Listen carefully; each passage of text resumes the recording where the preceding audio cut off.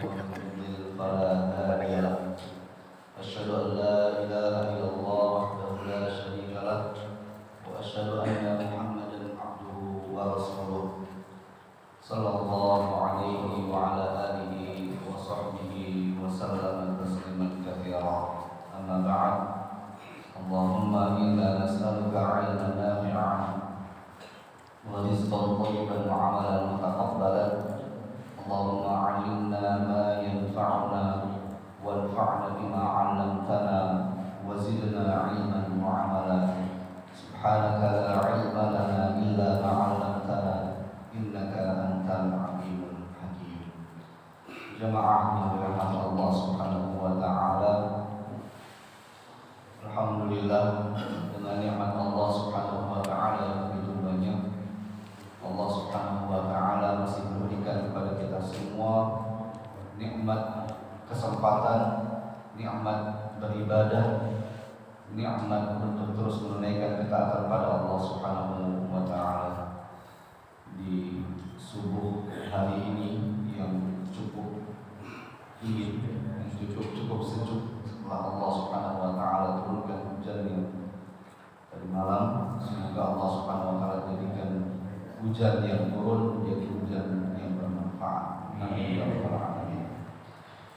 Salawat serta salam senantiasa tercurah dilimpahkan kepada Nabi kita Muhammad sallallahu alaihi wasallam beserta keluarganya, juga sahabatnya, juga umatnya yang senantiasa mengikuti dan setia di atas petunjuk dan tuntunan Nabi kita Muhammad sallallahu alaihi wasallam hingga yaumil qiyamah. Jemaah yang dirahmati Allah Subhanahu wa taala, sebagaimana biasanya insyaallah di Ahad pekan pertama setiap bulannya pada subuh kita akan mengkaji pembahasan akidah yang alhamdulillah pada kesempatan lalu kita sudah menyelesaikan sebuah kitab yang cukup bermanfaat dan penuh dengan ilmu, yaitu Al-Usul Al-Thalathah karya Syekh Muhammad bin Abdul Wahhab At-Tamimi rahimahullah ta'ala. Dan pada kesempatan ini insyaallah kita akan melanjutkan di antara karya beliau yang berupa risalah atau tulisan-tulisan yang beliau tulis dengan ringkas disertai dengan dalil-dalil yang beliau tujukan untuk dakwah di masyarakat ataupun kaum muslimin. Karena berbeda apabila seseorang menulis buku yang berjumlah halamannya banyak dengan pembahasan yang cukup luas, apabila dibaca atau diberikan, disampaikan, maka efeknya tidak langsung bisa difahami. Seperti halnya kita saat ini, kalau kita disodorkan sebuah buku, lebih seringnya tersimpan rapi di lemari kita atau kita baca. Lebih sering tersimpan rapi di lemari kita. Tapi berbeda kalau seandainya ya, jamaah sekalian mendapatkan surat 1 lembar, 2 lembar, ya, atau mungkin biasa kita mendapatkan surat dari lingkungan, biasanya terbaca atau tidak? Terbaca. Ya, apalagi kalau ada angka-angka ya Pak ya, langsung itu dilihat. Ini menunjukkan bahwasanya surat, ya, tulisan ringkas itu lebih cepat dan mudah untuk dipahami. Dan inilah yang dilakukan oleh beliau Mujaddid al-Ummah Syekh Muhammad bin Abdul Wahhab At-Tamimi rahimahullah ta'ala. Beliau menulis risalah-risalah yang kemudian beliau kirimkan ke berbagai daerah di Jazirah Arabiyah pada saat itu, di mana pada saat itu di abad ke-12 Hijriah semakin menjamurnya, semakin tersebarnya dan tumbuh keyakinan-keyakinan yang membatalkan ketauhidan, di mana banyak tempat-tempat yang dikeramatkan, di mana banyak kubur, makom-makom yang kemudian dimintai dengan doa-doa dan segala macam perbuatan-perbuatan dari perbuatan syirik kepada Allah Subhanahu wa taala. Sehingga ini adalah upaya dakwah beliau. Di antaranya adalah yang insyaallah kita akan pelajari,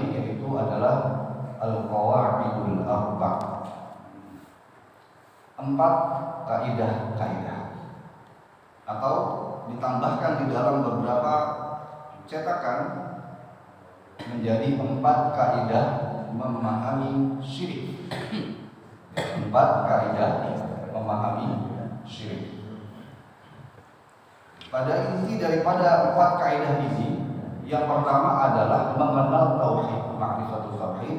Yang kedua adalah ma'rifatul syirik, mengenal syirik. Akan tetapi lebih fokus di sini tentang pengenalan terhadap syirik ataupun yang membatalkan tauhid itu sendiri. Al-qawaid ini jamak dari qaidah.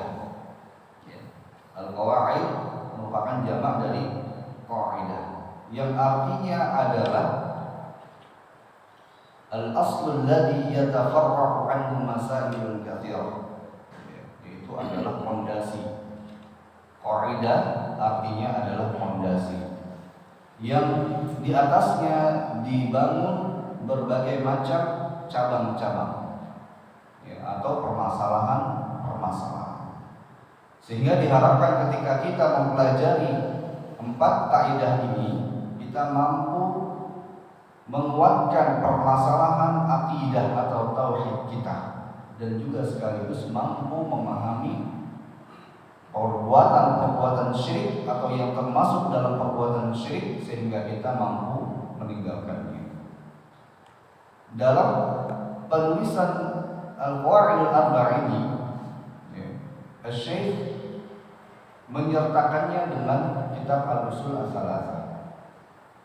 Sebagian ulama ada yang mengatakan bahwa terlebih dahulu menulis Al-Qawaidul Arba' baru Al-Usul Ats-Tsalatsah. Namun sebagian lainnya mengatakan bahwasanya Al-Usul Ats-Tsalatsah terlebih dahulu. Syekh Utsaimin rahimahullah taala menasihati para penuntut ilmu dalam penjelasan beliau terhadap kitab Syarh Hilyatul Talibul Ilm. Beliau mengatakan hendaknya dalam tauhid ibadah, tauhid rububiyah, seorang penuntut ilmu itu memulai dari usul tsalatsah. Kemudian setelah itu memahami atau mempelajari qawaidul arba'. Kalau dalam cetakannya seperti yang dicetak di Saudi Arabia yang disusun oleh Dr. Syekh Abdul Muhsin Al-Qasim, yang merupakan staf ataupun imam dan khatib di Masjid Nabawi, beliau menyusun qawaidul arba' terlebih dahulu, baru setelah itu al-usul ats-tsalatsah. Namun pada hakikatnya, pada asalnya bahwa al-usul ats-tsalatsah dan qawaidul arba' ini disertakan, jadi menempel, jadi satu paket. Baik, jemaah Allah Subhanahu wa taala, sebelum kita masuk kepada 4 kaidah-kaidah yang disebutkan oleh Syekh dalam kitab beliau, kita akan memulai dan mengambil faedah dari perkataan-perkataan beliau di dalam kitab yang ringkas ini. Beliau memulai dengan basmalah, Bismillahirrahmanirrahim. Apa yang beliau tulis dari basmalah di awal permulaan risalah beliau ini, banyak faedah yang kita bisa petik. Apa di antaranya? Bahwasanya yang merupakan tuntunan ataupun termasuk daripada sunnah dari Nabi kita Muhammad SAW, apabila memulai risalah, tulisan, surat, atau memulai khutbah, penyampaian nasihat dan mau'izah, beliau membedakan permulaannya. Jadi ketika dalam riwayat sahabat Abdullah bin Abbas radhiyallahu ta'ala anhu, beliau ketika menulis surat pesan kepada Raja Herakl atau Heraklius yang ada di Romawi, beliau memulai dengan basmalah. Beliau menuliskan Bismillahirrahmanirrahim dengan menyebut nama Allah yang Maha Pengasih lagi Maha Penyayang. Min Muhammadin Rasulillah, dari Nabi Muhammad sallallahu alaihi wasallam atau Rasulullah utusan Allah, ila Herakl, kepada Heraklius atau Herakl Azimul Rum, pembesar ataupun raja Romawi. Jadi ketika beliau menulis surat, memulai dengan apa? Bismillah. Berbeda halnya ketika beliau menyampaikan khutbah. Ya. Misal khutbah yang terkenal yaitu khutbah pada haji wada', maka beliau memulainya dengan hamdalah atau pujian kepada Allah Subhanahu wa taala. Beliau memulai innal hamdalillah nahmaduhu wa nasta'inuhu wa nastaghfiruh dan seterusnya. Nah, dari sini dapat kita ambil pelajaran bahwasanya perbedaan ini ya, menunjukkan betapa pentingnya kita meneladani Nabi Shallallahu Alaihi Wasallam dalam setiap kesempatan kita melakukan komunikasi kepada orang lain.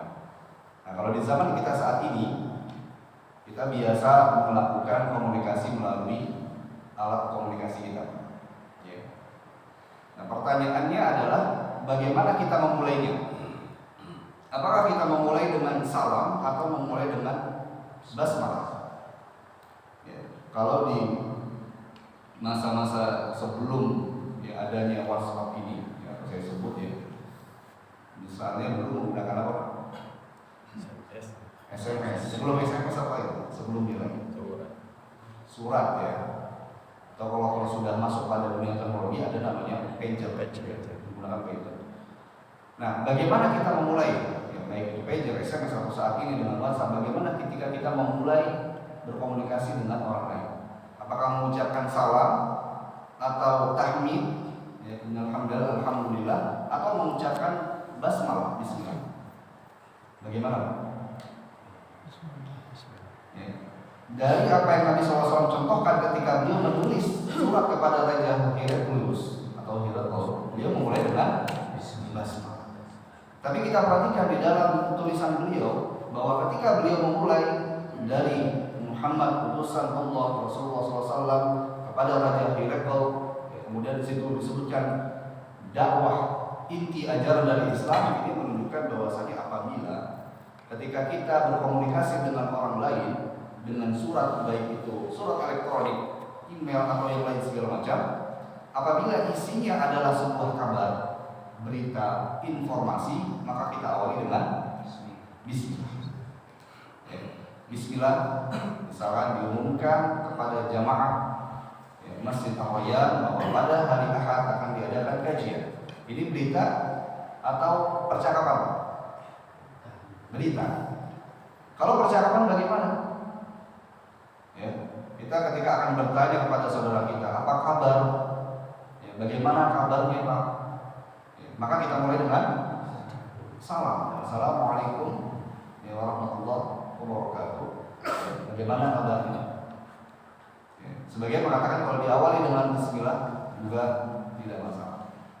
Ya, tapi lebih khusus ditekankan apabila isinya adalah sebuah kabar, berita, informasi, ya maka kita awali dengan bismillah. Baik, ini mungkin bermanfaat bagi DKM khususnya bagian dakwah dan sosial atau bagian ya, komunikasi ketika memberikan informasi tidak lupa dengan basmalah. Termasuk juga apa yang kita ya, tuliskan di dalam flyer ya, adanya kajian, kita tuliskan di situ bismillah. Dan jangan lupa juga ketika kita menulis kajian, ya ada kalimat insya Allah, ya, karena terkadang sebagian panitia, sebagian DKM ketika menuliskan informasi kajian lupa menuliskan insya Allah. Ya, suatu saat pada Allah ternyata berhalangan, ya, kita nggak tahu. Oleh karena itu ini bagian daripada kita berupaya memiliki adab-adab atau akhlak-akhlak yang disunnahkan, ditunjukkan dalam syariat. Dan ini bisa kita aplikasikan dalam kehidupan kita sehari-hari. Baik, ini yang bisa kita ambil pelajaran faedah dari beliau ketika menuliskan Bismillahirrahmanirrahim. Kemudian, qala al-mu'allif rahimahullah ta'ala wa nafa'a bi ilmihi fid dharain wa ghafara bihi dhunuba. Beliau mengatakan i'lam rahimakallah. Ketahuilah, ilmuilah, semoga Allah Subhanahu wa taala memberikan rahmat kepada engkau. Ya. Ini merupakan bahasa langsung yang beliau tuliskan apabila kita membacanya, maka seakan-akan beliau ada di hadapan kita dan kemudian memberikan nasihat kepada kita. Di antara permulaan dari nasihat beliau adalah ketahuilah. Ya, kita harus mengetahui, mengilmui, berilmu, mempelajari perkara daripada tauhid ini. Ya. Beliau setelah menasihati kita untuk memiliki ilmu, memiliki pengetahuan, ya, beliau tidak lupa untuk senantiasa mendoakan kita semua. Rahimahullah. Semoga Allah memberikan kepada kita yang membaca, yang mempelajari risalah ini mendapatkan rahmat dari Allah Subhanahu wa ta'ala. Ya.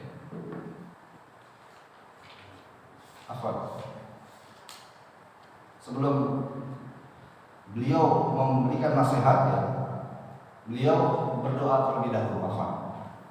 Beliau berdoa, as'alullahal karim rabbal arsyil azim. Ya. Beliau berdoa, aku meminta kepada Allah Subhanahu wa ta'ala yang maha agung, Rabb yang memiliki arsy yang mulia, ya, an yatawallaka fid dunya wal akhirah. Jadi sebelum beliau memintakan i'lam, beliau berdoa terlebih dahulu. Beliau meminta kepada Allah Subhanahu wa ta'ala yang maha agung, Rabb dari arsy yang memiliki arsy yang maha mulia. Nah, kemudian baru beliau berdoakan juga, an yatawallaka fid dunya wal akhirah. Semoga Allah Subhanahu wa ta'ala senantiasa menjagamu, menjaga kita semua di dunia dan akhirat.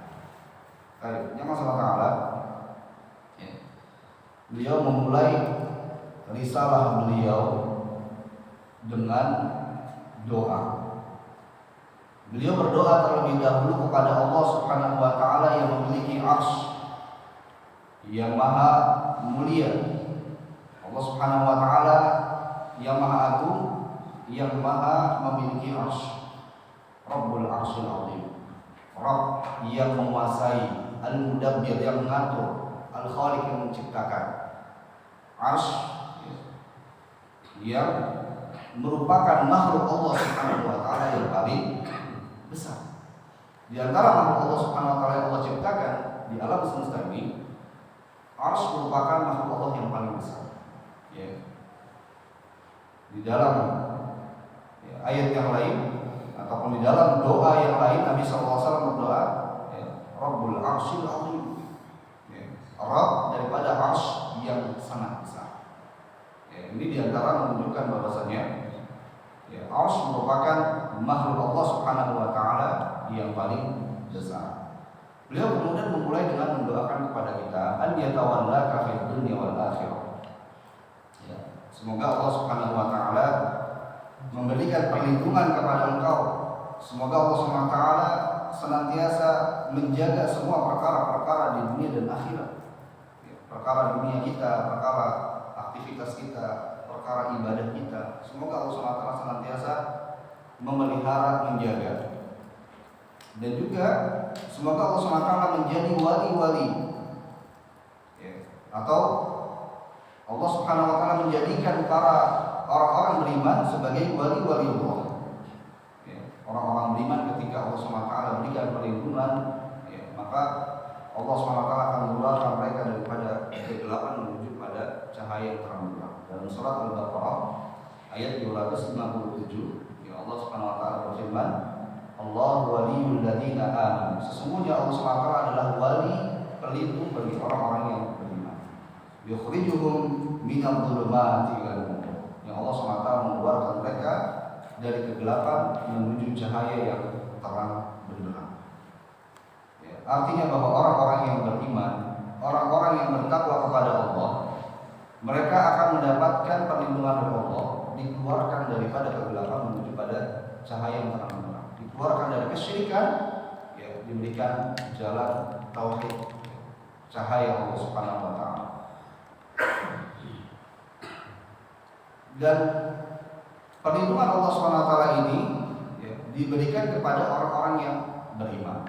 Ya, dalam surat Muhammad ayat ke-11, ya, Allah Subhanahu wa ta'ala tegaskan, dzalika bi anna Allaha maulal ladzina amanu wa annal kafirina la maula lahum.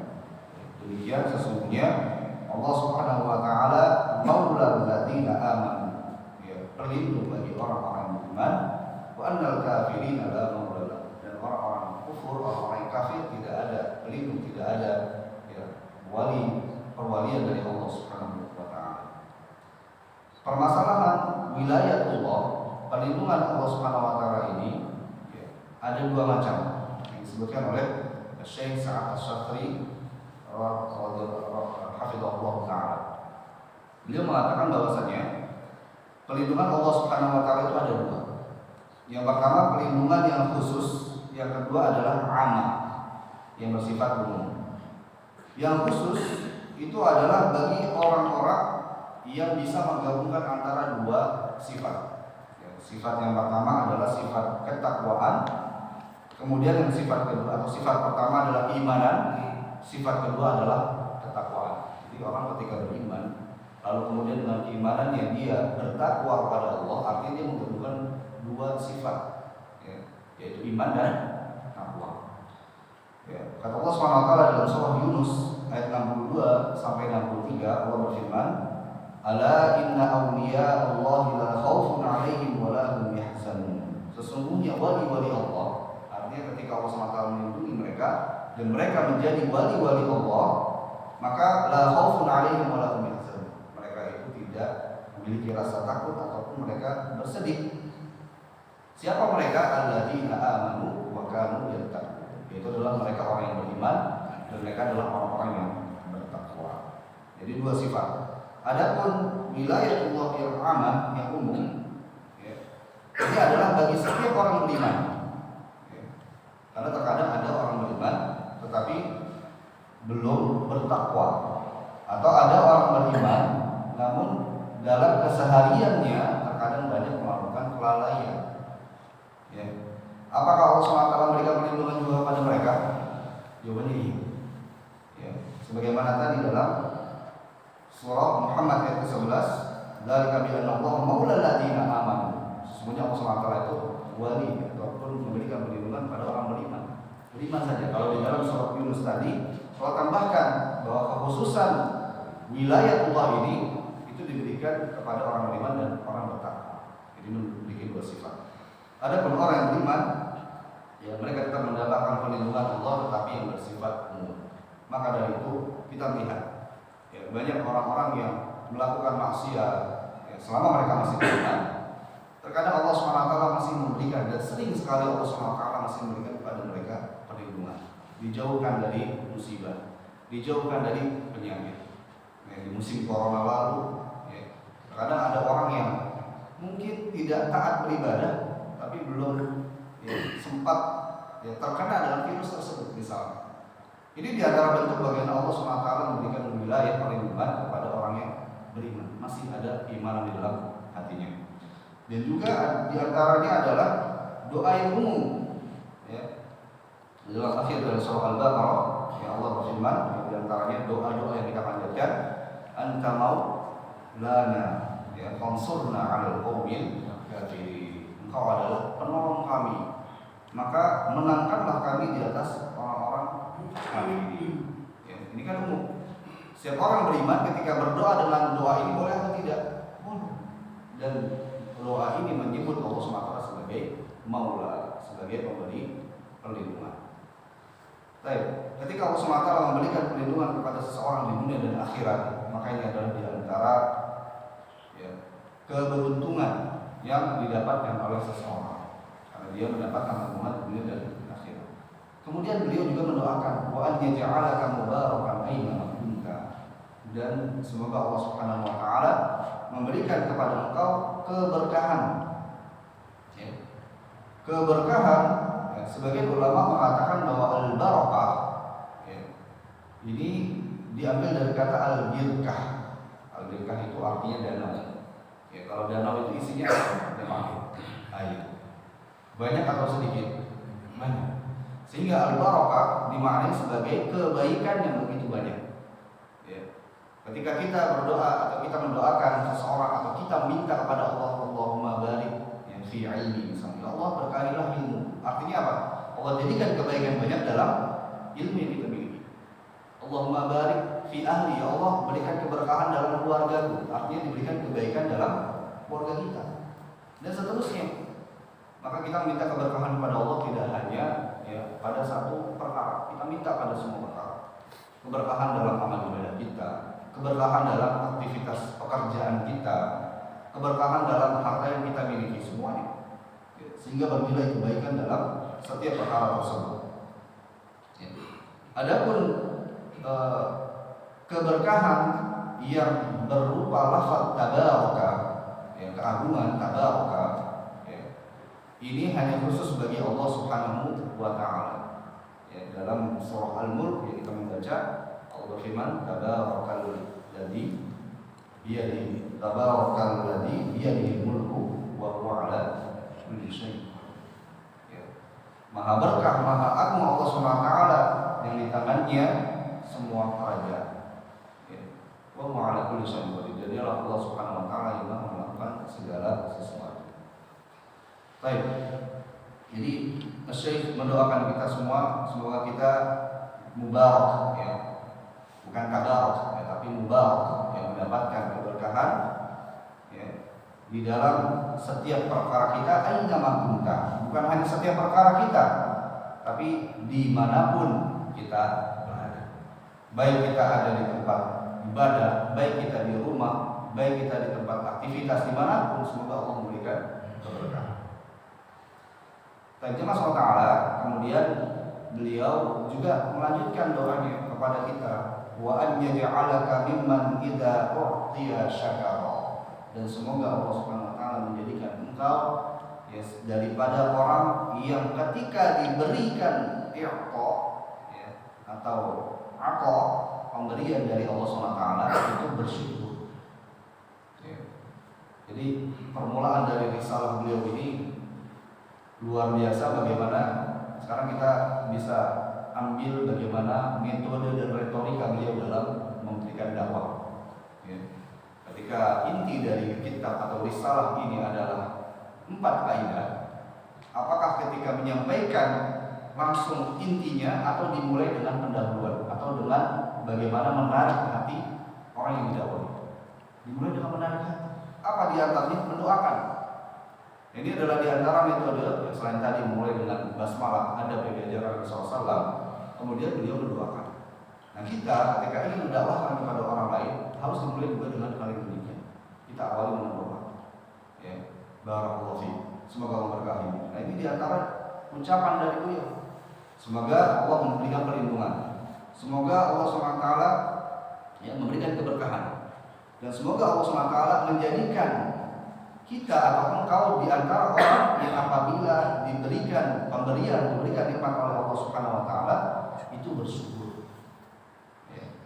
Sebelum menyampaikan perkara akidah, beliau mendoakan kita agar kita menjadi orang yang apabila diberikan nikmat pemberian kita bersyukur. Ya. Kenapa diingatkan dengan syukur ini, Pak?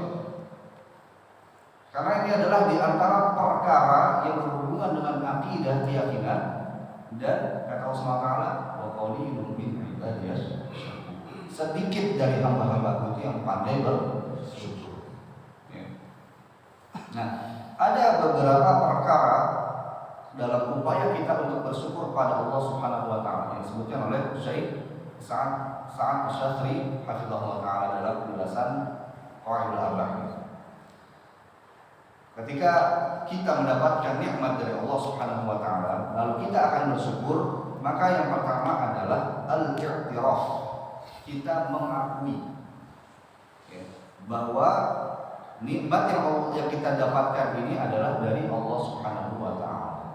Ya, dalam surah An-Nahl ayat 53 Allah SWT berfirman, "Wa ma bikum min ni'mah faminallah." Dan apapun nikmat yang datang yang kita rasakan itu semuanya dari Allah Subhanahu wa taala. Ini pertama, ya, cara kita bersyukur adalah kita mengakui bahwa semua apapun ya, nikmat, kebaikan, keberkahan yang kita dapatkan ini semua dari Allah Subhanahu wa taala. Itu keyakinan dulu. Ya.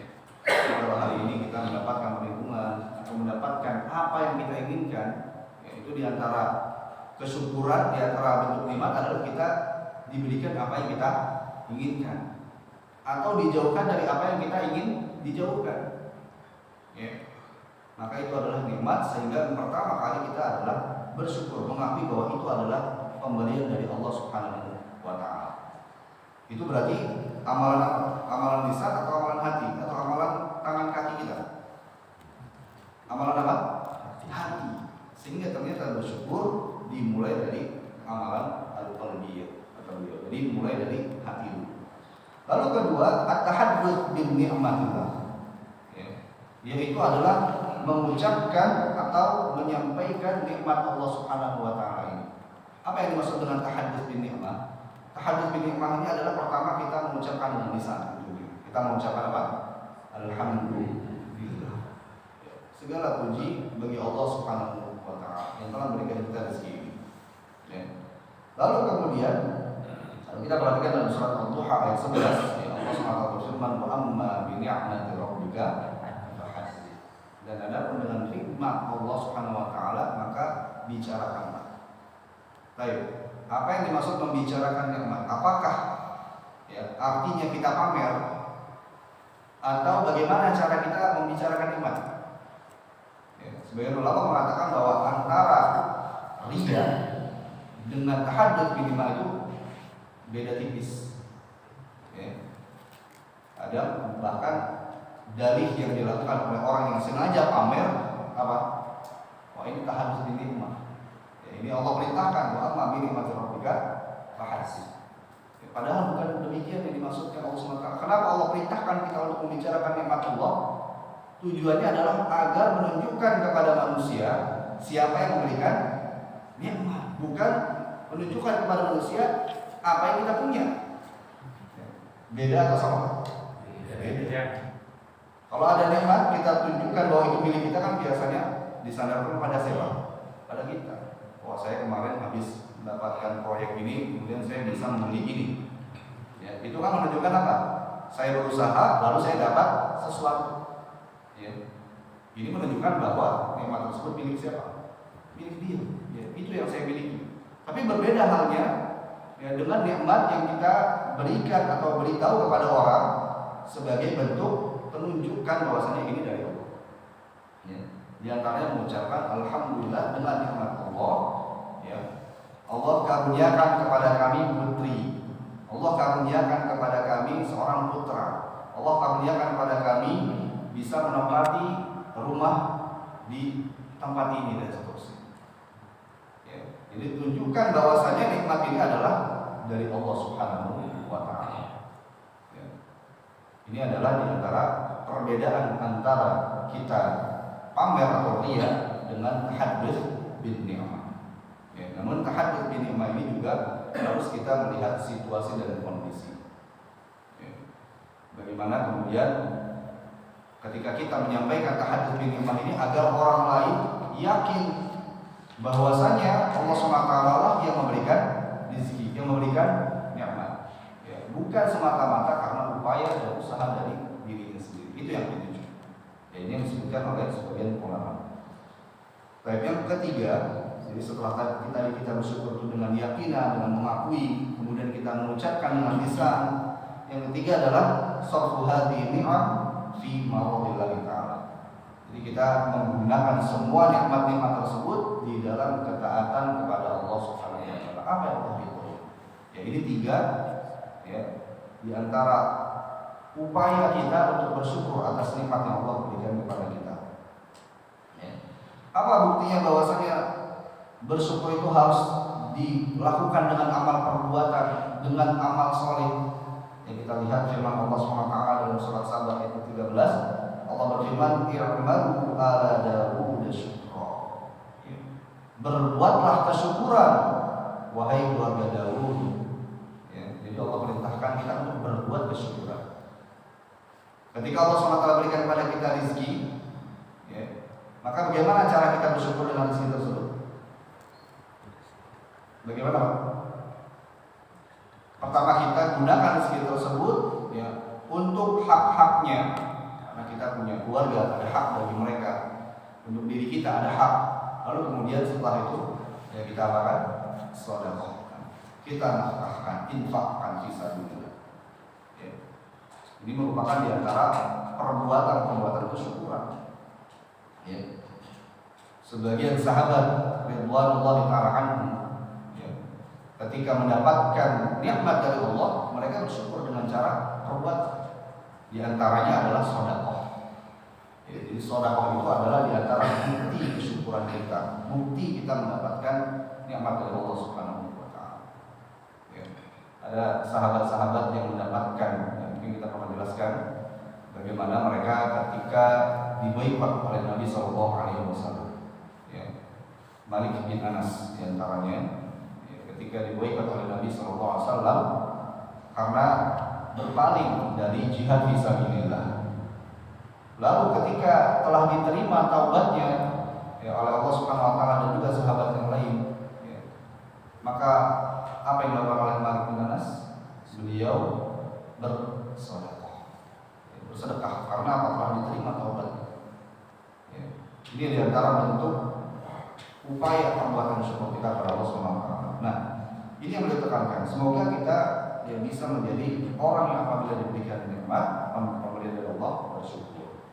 Kemudian kata beliau, wa idza batuliya sabara, dan apabila diberikan ujian, bersabar. Ya. Yang pertama diberikan nikmat, bersyukur. Yang kedua diberikan ujian, bersabar. Ya. Apa hakikat dari ujian? Jamaah sekalian, Bapak-bapak sekalian. Apa hakikat dari ujian? Rasa sayang Allah. Baik. Ikhtibar, ya, ujian, ya. Hakikatnya adalah ketika Allah Subhanahu wa taala menghalangi kita dari apa yang kita inginkan. Kalau nikmat tadi kan apa yang kita inginkan dan apa yang kita ingin jauhkan. Kalau ikhtibar ataupun ujian, al-bala, ibtila, ini artinya adalah ketika Allah menghalangi dari apa yang kita inginkan. Kita ingin misalnya sehat terus, ya, siapa yang tidak ingin sehat terus? Tapi kan dari Allah kemudian Allah tidak penyakit. Ini namanya apa? Ujian. Atau kita ingin dihindari dari sesuatu, ya. Kita nggak ingin, ya, rumah kita rusak dan lainnya rusak, tapi kan dari Allah rusak. Ini yang tidak kita inginkan. Ini berarti berupa ujian. Kita ingin hati kita tenang terus, ya, tapi ketika suatu saat kita tidak tenang hatinya, ujian bukan? Ujian. Ya, ini makna ujian. Tapi hakikat dari ujian itu tadi, ya, itu adalah, ya, bagaimana upaya Allah Subhanahu Wa Taala untuk memberikan kecintaan kepada hamba. Ya.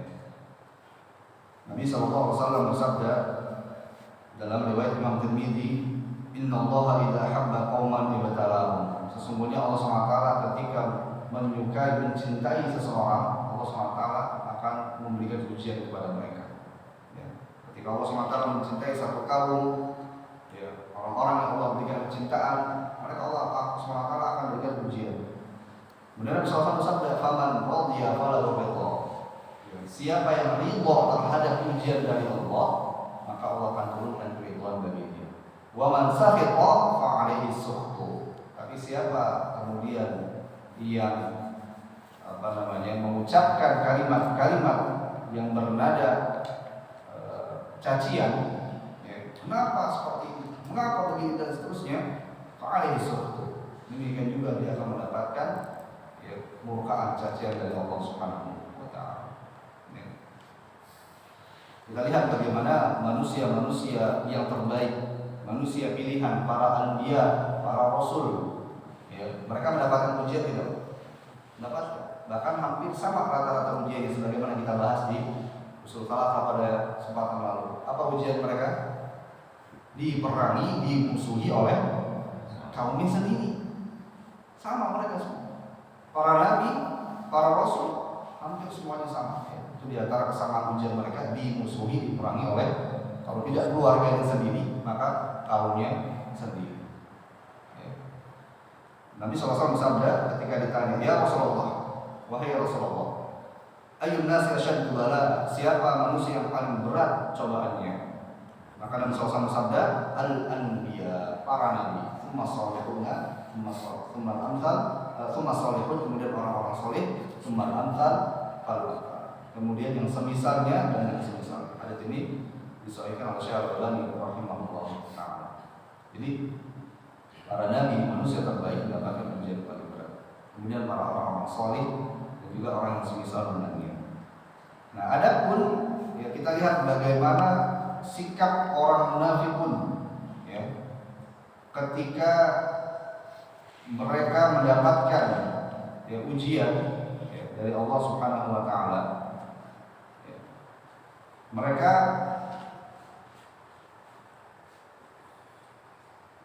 ketika Allah SWT sebutkan dijelaskan dalam surat Al-Hajj ayat ke-11 ya, ini diantara perbedaan ya, orang-orang mukminun dengan orang munafik ketika mendapatkan ujian.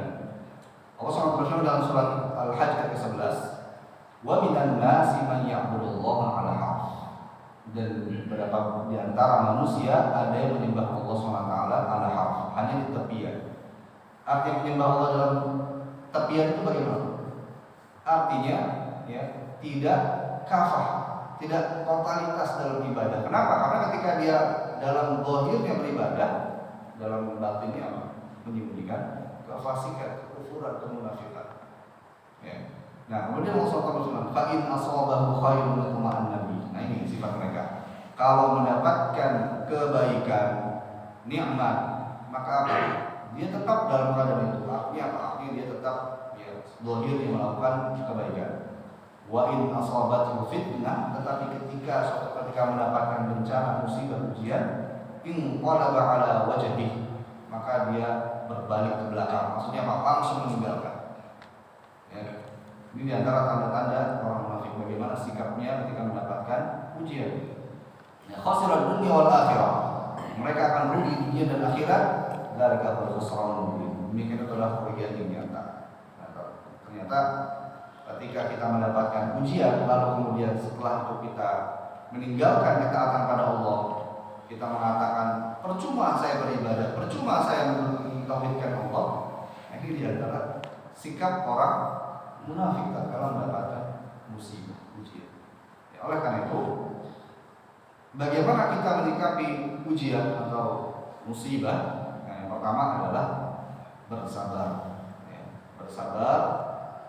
Kita menguatkan kesabaran kita, memiliki sikap sabar sebagaimana Allah berfirman dalam surat Al-Mudaththir ayat 7, wa li rabbika fasbir. Dan hanya kepada Rabbmu bersabar. Kemudian setelah bersabar, kita apa?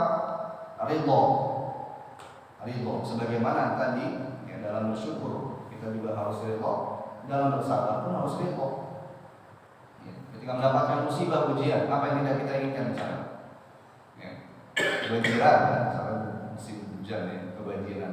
Ya. Apakah kita suka atau tidak suka kebanjiran? Tidak suka.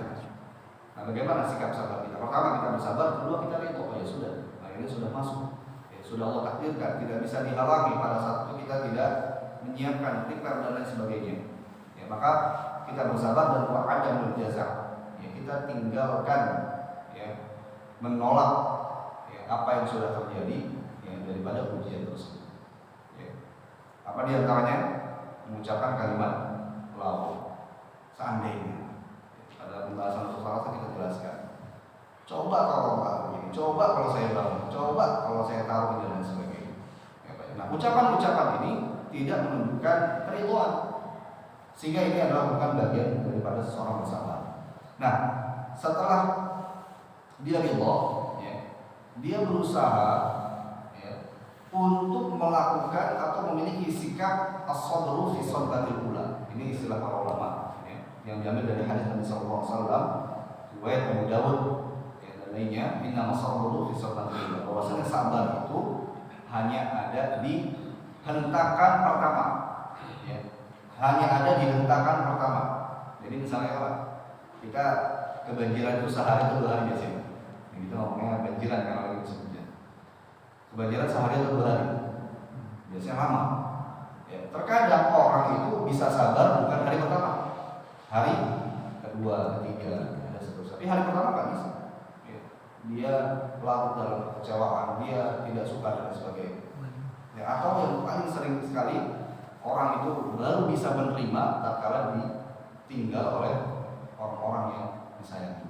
Ya, seorang istri misalnya ditinggal wafat suaminya, ya. Sedih atau tidak? Sedih. Kalau seorang suami ditinggal istrinya bagaimana? Sebaliknya sedih tidak? Sedih. sedih Pak. Ya.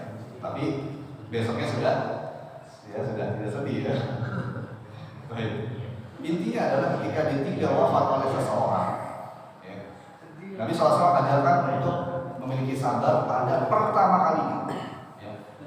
Permulaan ketika mendapatkan ujian meninggal pada saat seseorang harus ya, menghadirkan atau memiliki keyakinan bahwa yang namanya sabar ya saat itu, bukan besok, gitu Pak. Bukan 3 hari lagi, bukan. Jadi yang namanya hakikat sabar itu adalah tatkala mendapatkan ujian di permulaannya, di hentakan pertama. Bisa pahami insyaallah. Baik. Ini upaya kita agar menjadi orang-orang yang bersabar tatkala mendapatkan ujian. Jadi doa beliau pertama kita bersyukur mendapatkan nikmat, bersabar tatkala mendapatkan musibah. Nah yang ketiga beliau mendoakan. Beliau melanjutkan wa idza adnaba istaghfar. Dan ketika berbuat dosa menjadi orang yang bisa meminta ampun kepada Allah, istighfar. Ya. Jadi tidak ada manusia yang lepas daripada dosa. Kullu bani Adam khata'.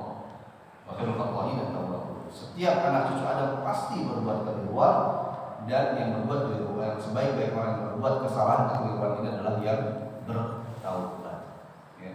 Nah, beliau mendoakan agar kita menjadi orang-orang yang demikian, ya, yang Allah Subhanahu wa taala sebutkan dalam surah Al-Imran ayat 135.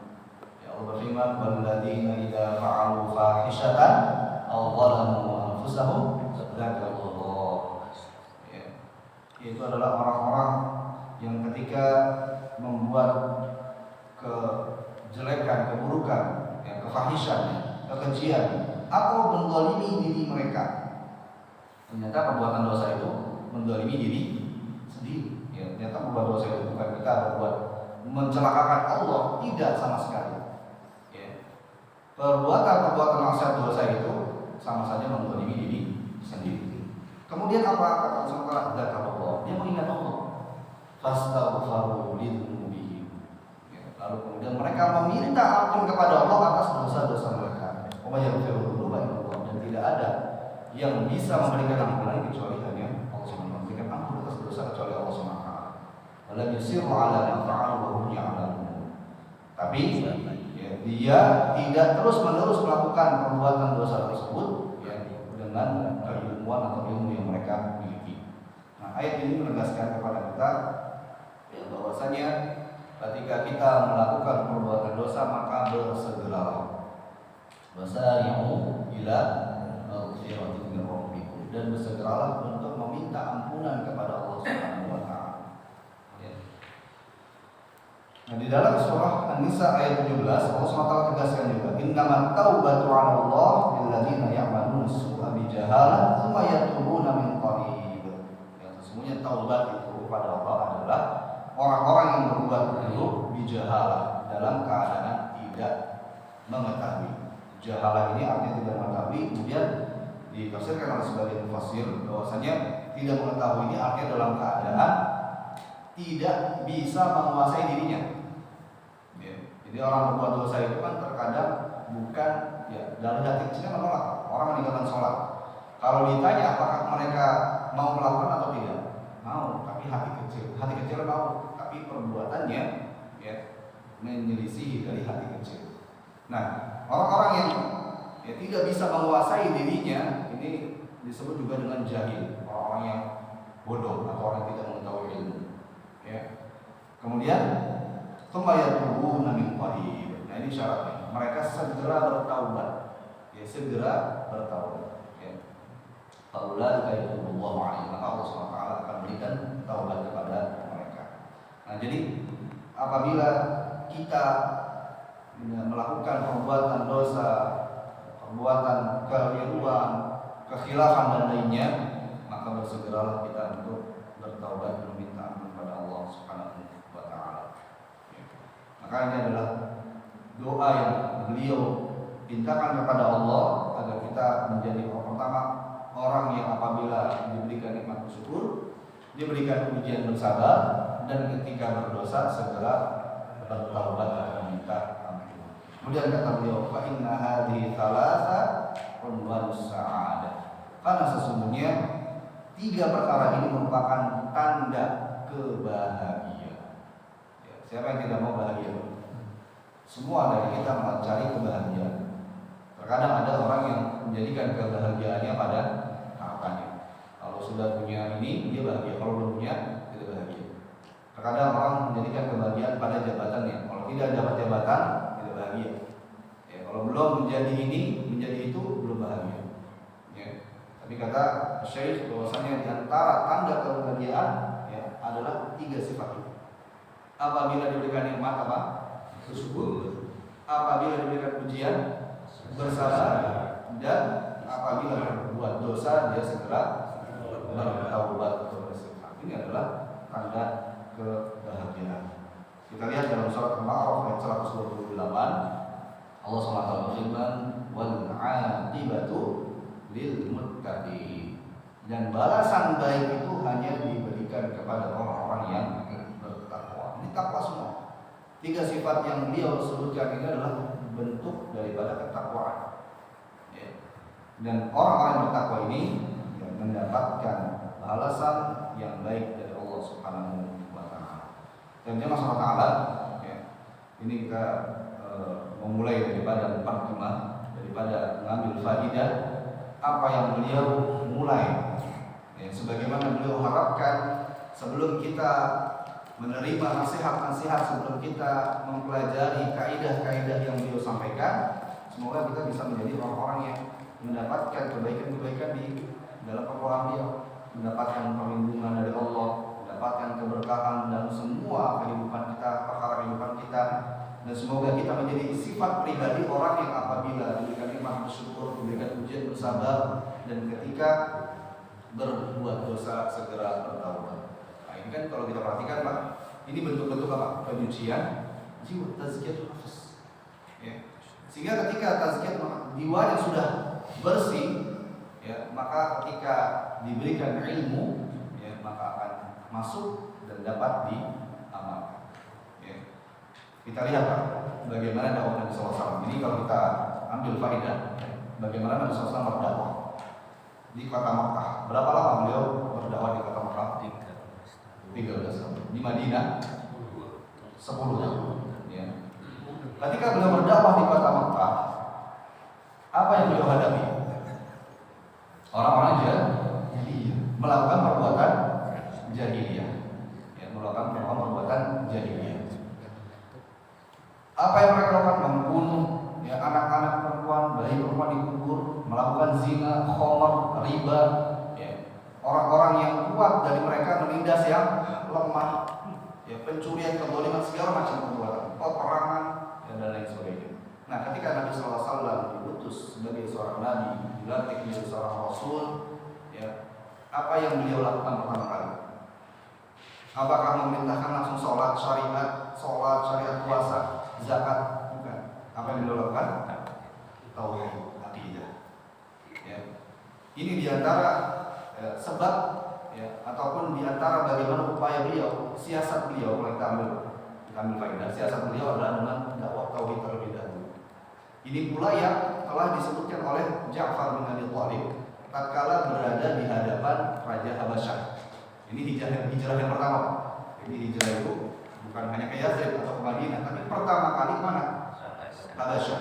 Habasyah itu kalau sekarang kerajaan Ethiopia. Ya, nah, Malik Habasyah, Raja Habasyah ini adalah seorang ahli kitab.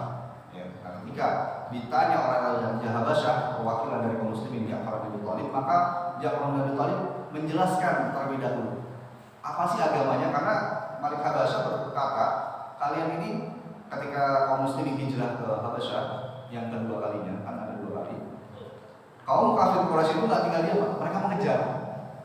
Ya, ini menunjukkan bahwasanya mereka permusuhannya bukan permusuhan terkait dengan suku dan lainnya, bukan, tapi karena agama. Ya, maka Malik Habasyah ini bertanya, berusaha menengahi. Ya, apa sih sebenarnya agama yang kalian anut ini? Kalian tidak menganut agama Nasrani, ya, yang dianut oleh Malik Habasyah, dan juga tidak menganut agama yang dianut oleh kaum kafir Quraisy jahiliyah. Maka kemudian Ja'far bin Abi Thalib menjelaskan, kami dahulu adalah orang-orang jahiliyah. Kami memakan harta riba, ya, kami minum khamr, berbuat zina, melakukan pembunuhan dan sebagainya. Lalu kemudian datanglah seorang nabi utusan yang Allah berikan wahyu kepadanya dan kami meninggalkan perbuatan itu menuju perbuatan yang lebih baik. Ya. Nah, para ulama yang menjelaskan bahwasanya metode dari penyampaian Abu Ja'far Abu Thalib juga apa yang dilakukan oleh Nabi SAW dari dakwah permulaan itu ada yang namanya konsep at-takhliyah wal tahliyah. Ya, apa itu tahliyah? Pengosongan. Ya, jadi setelah dia melakukan banyak perbuatan-perbuatan jahiliyah itu dikosongkan dulu. Setelah dikosongkan baru diapakan? At-tahliyah, diisi. Ya, diisi dengan semua kebaikan-kebaikan, akhlak-akhlak, nilai-nilai kebaikan dari Nabi SAW ataupun dari wahyu Allah SWT, dari Al-Quran. Ya. Kalau di zaman kita sekarang lebih mudahnya kita pahami. Ya, kalau kita lihat ada gadget atau laptop, ya, handphone kita sudah mulai hang, ya Pak, ya, sudah mulai susah, itu diapakan? Diinstal ulang. Sebelum diinstal ulang diapakan? Ya, sebelum diinstal ulang di reset, di format ulang jadi setelan pabrik. Ya. Setelan pabrik manusia itu apa? Setelan pabrik manusia itu apa? Ya Allah berfirman, ya, ketika dalam surat Al-Insan, al-ata 'alal insani min ad-dahri lam yakun syai'an madhkura, inna hadainahu sabila imma syakira wa imma kafura. Jadi setelan pabrik manusia adalah Allah berikan pertama fitrah bayi dalam keadaan fitrah. Kemudian ketika dia dewasa, Allah berikan baginya dua jalan. Dalam surat Al-Balad wa hadainahu najdain, maka kami berikan dua potensi. Nah itu, kalau sudah diinstal ulang, sekarang dipilih mau mengikuti ya yang lurus atau mau masih belok lagi. Itu apa namanya bagian konsepnya. Dan ini adalah dilakukan oleh beliau dalam risalah, melakukan takhliyah terlebih dahulu. Baru setelah itu beliau akan yang menyebutkan i'lam afsala qawl syar'ati. Ketahuilah. Ya. Mudah-mudahan kita semua bisa bersihkan jiwa kita. Mudah-mudahan kita bisa mengambil faedah dari risalah beliau. Allah besar yang bisa disampaikan dalam manfaat. Maaf masalah kita sudah habis. Subhanallah wa bihamdihi. Asyhadu an la ilaha illa anta astaghfiruka wa atubu ilaik.